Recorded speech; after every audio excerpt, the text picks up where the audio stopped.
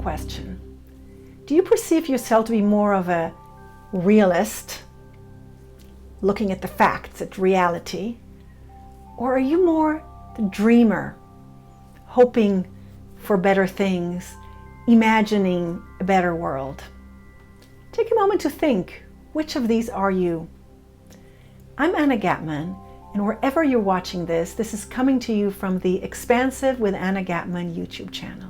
So the other day, I was on a virtual call with a group that I meet with, and we digressed into American politics, which is inevitable these days. And one of the people on the call said, well, I look at the facts, I'm a realist. And my first reaction usually when that happens means like, you're actually telling me that I'm not a realist, that I'm a dreamer. I'm the dreamer, and the realist knows what's right and what's possible, whereas the dreamer is just in fantasy land. But it stopped me in my tracks, and I suddenly had an insight. And I answered the person, I said, you're a realist? Well, let me give you a perspective of what reality is. You're looking at the facts. Well, let me show you some facts. Have you ever thought of our planet?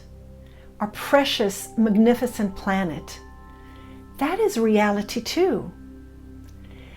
Look at human ingenuity, human creativity, human kindness. That's the facts too.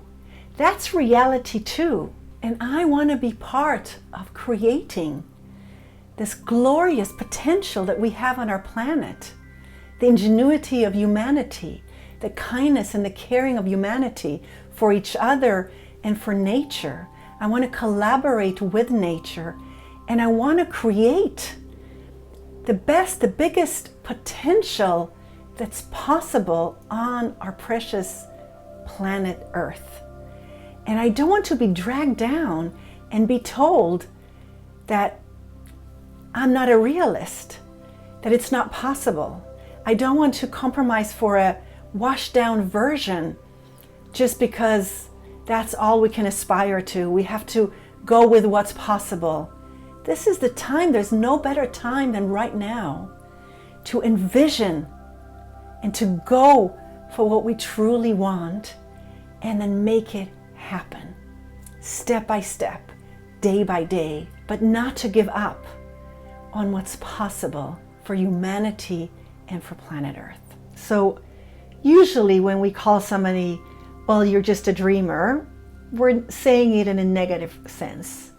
And when we're saying, I'm a realist, I look at the facts, we're saying it in a sense where we feel like, I know what's right or what's possible, and you're just a dreamer. And when the dreamer goes, oh, well, the realist, you're just a realist, you don't have vision. You don't have the capacity to spread your wings and imagine something larger. So both of these terms are kind of the negative aspects of the realist and the dreamer. But we really need both. We need the realist and the dreamer, but we need their light attributes. We need their positive aspects. We need the dreamer in order to envision a new future, a new possibility. And we need the realist who is more grounded in order to execute that vision. So we really need both. So this really speaks to one of the fundamental principles of the expansive teachings and the expansive path. And that is that you are a point of consciousness on this planet. Think about it. You are a field of intelligence that is you, your body, your being, your presence, your gifts, your talents. And as a point of consciousness on this planet, you are a portal for spiritual wisdom and its material expression in the world through your unique personality, purpose, plans, goals, dreams, most inner longings. And so in order to fully live into this gift that you are, this point of consciousness on this planet, you want to access both the dreamer in you and the realist in you. You don't just want to be one and feel superior to the other. Because just dreaming and never executing and never realizing it is just hope. And it's good to have hope, but it's not going to create the reality you want to live in, and it's not going to create the world that we all want to live in. And just being a realist is just going to make you a pessimist, someone who is believing that only the lowest common denominator on the planet or in any given situation that you're facing is the only choice. And you're not going to burst through into something more life-affirming and more loving and caring and creative for yourself and for people who you touch. And so I want to close in saying that we live in unprecedented times, which really demands unprecedented gifts and capabilities and tools in order to stay centered, in order to continue thriving, and in order to share your unique gifts and talents with the people that you touch in your private and personal life, as well as in your work. When the rules change like they have now with the COVID-19 world pandemic, everything is in shutdown, slowly coming back. All the rules of how we interact, both personally, socially, but also in our work, are going to change.